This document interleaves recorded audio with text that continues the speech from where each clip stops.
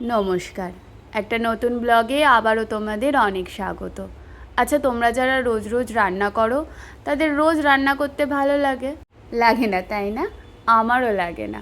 তাই সকালে ঘুম থেকে উঠে আজকে সবার পছন্দ মতোই একটা রেসিপি বানালাম, কিন্তু খুব ইজি রেসিপি, ডিম টোস্ট।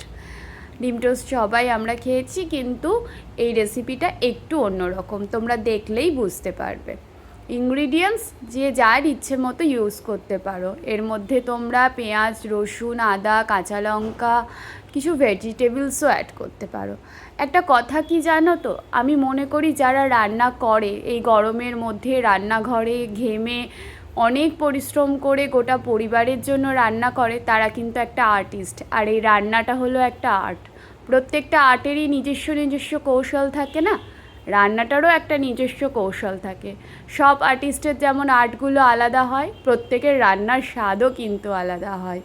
তাই সেই রান্নাঘরে থাকা প্রত্যেকটা আর্টিস্টকে আমার অসংখ্য স্যালুট।